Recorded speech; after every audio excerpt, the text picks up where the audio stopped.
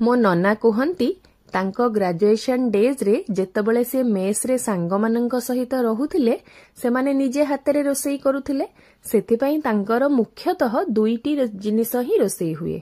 गोटिए हेउची भात डालमा नहले राम खेचेडी। राम खेचेडी माने चाउल एवं डाली सहित सेथिरे परिबा मध्य मिसिकी पड़िबो आ परिबारे इनक्लूडेड थाए सबु परिबा सारू कदली अमृतभंडा मध्य। आज भी मु सेमती किछि खेचेडी बनेबा पई चेष्टा करिछि। आपण थरे भाबी देखिले आम पूर्वपुरुष माने कोनोसी डाइटिशियन रो कोर्स करि नथिले, कोनोसी न्यूट्रिशनिस्ट रो कोर्स करि नथिले, तथापि से माने जो खाद्य सबु रोसई करिके आमको सिखै देई जाइचंती से सबु केते स्वास्थ्यकर केते हेल्दी फूड। आजिकाली रो जमाना रे प्रोटीन प्रोटीन प्रोटीन खाइबा पई जो माने सबु एडवर्टाइज करूचंती सेई जगह रे एथरे चाउल अछि, डाली अछि, विभिन्न प्रकार परिबा अछि। भाबिले एटा केते पुष्टिकर खाद्य।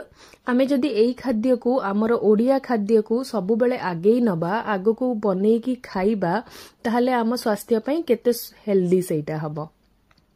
मु एटा खेचेडी बनैला परे लास्ट रे ताकू टिके बघारी नेइची। बघारी बारे मु व्यवहार करिची प्रथमे किछि जीरा पकेइची।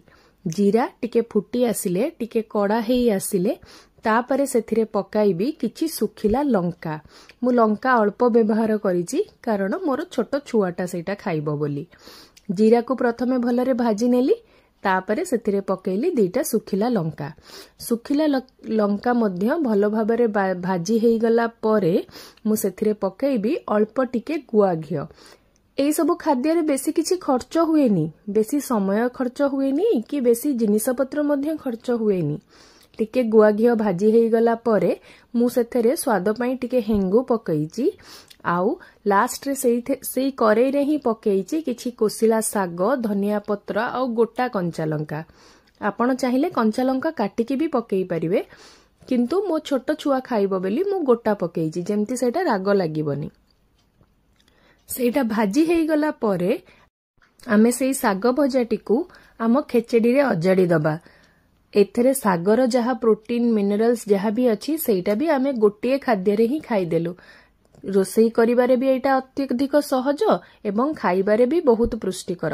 आपण देखंतो मु ए सागटा को एबे भाजी नेली। एबे एई करेई रे जो साग भजा अछि ताकू नै कि मु मो खेचेडी रे अजाड़ी देबी। हेई गला खेचेडी रेडी। लास्ट रे टेस्ट पाई कि मु अल्प किछि चीनी एथरे देबी। आपण चाहिले बिना चीनी रे मध्य एटा